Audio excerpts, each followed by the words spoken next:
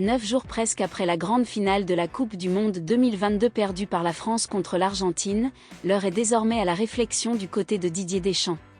Même s'il a retrouvé un semblant de sourire en voyant les milliers de supporters tricolores qui attendaient les Bleus à la Concorde lundi dernier, le sélectionneur a pris un énorme coup au moral suite à cette défaite dans une rencontre dont l'équipe de France avait incroyablement repris le contrôle après la faillite initiale.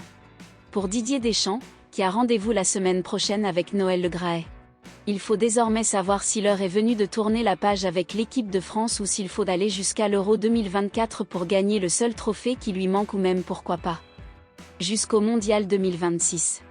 Deschamps doit réfléchir, et tout cela en entendant la petite musique de ceux qui veulent voir Zinedine Zidane prendre les commandes des Bleus.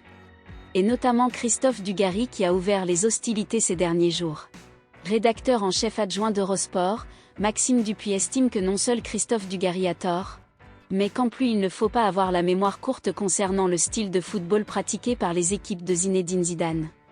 Je pense que Didier Deschamps mérite de rester à la tête de l'équipe de France.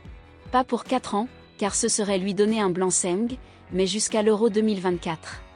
J'imagine qu'on va lui donner un contrat de 2 ans, car s'il se plante à l'Euro en Allemagne, alors là le débat pourrait se rouvrir plus qu'après l'Euro 2021. On ne construit pas sur la durée avec une sélection, est-ce que Zidane serait mieux que Deschamps? La question mérite d'être posée, mais pas comme Dugarry l'a fait. Il parle des 80 minutes les plus catastrophiques des 50 dernières années de l'équipe de France. Il est très gentil Christophe Dugarry, mais on pourrait lui raviver sa mémoire et lui rappeler qu'il a joué 2 ou 3 matchs avec l'équipe de France, qui était pire que ce qu'on a vu dimanche dernier en finale du Mondial en la France et l'Argentine. Il faut quand même souligner qu'en face l'Argentine joue 80 minutes de très haut niveau et d'une qualité extrême. En étant un peu provocateur, on peut se demander si Zinedine Zidane c'est quoi? C'est un entraîneur qui fait gagner et qui a gagné 3 fois la Ligue des Champions. C'est formidable et ça vaut bien une Coupe du Monde.